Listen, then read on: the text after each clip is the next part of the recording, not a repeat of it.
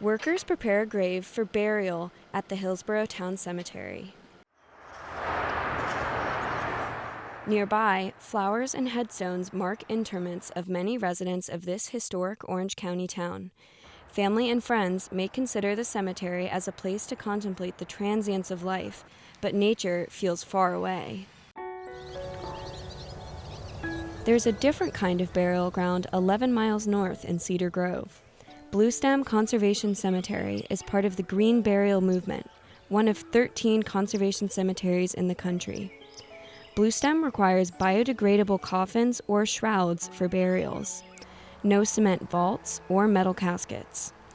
Families return loved ones to the soil, hardly leaving a mark on the natural world. Carborough resident Ina Stern has chosen burial at Bluestem in a simple pine box. Green burial is clean and pure. No embalming, no creating a vault for a body to be in. The simplest way of burying people, which was done for centuries.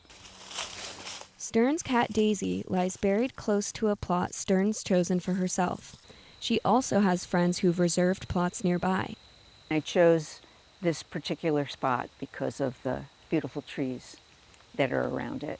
It's different every time of the year, and I'm kind of nestled into the woods, which I also really like. Burial fees fund restoration of natural ecosystems. Native wildflowers like cosmos and native grasses like bluestem, for which the cemetery is named. Co-directors Heidi Hannipol and Jeff Maston opened the cemetery in 2022. They planted more than 1,000 pounds of wildflower seeds and grasses native to North Carolina on 87 acres of former farmland. Native plants nourish the soil and create a resilient landscape. We really wanted to create something different. And we deal with death every day in the conservation world. And so we wondered, how could we marry conservation with end of life? We are trying to return our bodies simply to the earth using shrouds or simple pine caskets. Some folks use cardboard boxes, but we're trying to make as light an impact on the earth as possible. Mounded graves indicate a recent burial. Within 2 years, the raised earth will subside as the body decomposes. Ground-level flagstones memorialize the departed. Everywhere on the grounds, Bluestem aims to protect the environment. Important because the cemetery sits at the top of the Noose and Roanoke watersheds. Near the cemetery's office, volunteers dig ditches to divert water to a nearby meadow. And when you walk out here, you feel the quiet and this big blue sky on a beautiful day like today. You hear the birds, you feel the wind. And what we want people to find out here is a sense of calm and peacefulness and rest. Bluestem Cemetery is open to the public every day from dawn to dusk. People can pay their respects, birdwatch, or walk along paths surrounded by trees, flowers, and native grasses. Bluestem isn't the only sustainable option in the area. Enswell Funeral Home offers water cremation, or alkaline hydrolysis, that uses heat, water, and alkaline chemicals to speed up natural decomposition. The process is also known as aquamation. My name is Hunter Beatty, and I'm the owner of Enswell, which is a modern, eco-friendly funeral home in Hillsborough, North Carolina. We are a full funeral home. We provide cremation, aquamation, and green burial, but because we're an eco-friendly funeral home, we don't embalm, we don't sell non-biodegradable caskets, and everything we do here is more ecologically responsible than what traditional funeral homes do. Beatty says embalming began during the Civil War, when railroads refused to transport decomposing bodies of Union soldiers back to their families in the North. Before that, green burial practices were common.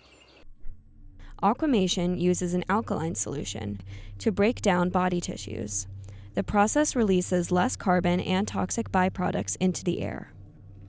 After the process, we remove the basket, and what we find are bone remains along with any implants in the body. So we'll find plastic implants, which fortunately with aquamation are not combusted and they don't enter the atmosphere. We can dispose of the plastic implants and recycle the metal implants. Co-owner Veronica Penn-Beatty demonstrates shrouding with a volunteer. Families can apply essential oils and lay flowers on the body before wrapping their loved ones in a shroud of cotton or silk. I think in general, this green burial movement, this good death movement, really is about re-involving the community and the family in this transition process. Someone we loved is no longer here, and it is a transition. It is a change in our daily lives. The green burial movement is fostering communities who are passionate about destigmatizing death. At the Pittsboro Death Fair in Chatham County, people come together as part of the death positivity movement to celebrate life and its end. Ina Stern appreciates being part of this movement. In a perfect world, I think that people would not be so fearful about what comes next, because the truth is we don't know. We can just do the best we can while we're here and make plans that will help us in that last third of our lives. Thanks for watching. If you want more science stories like that, like us and follow us.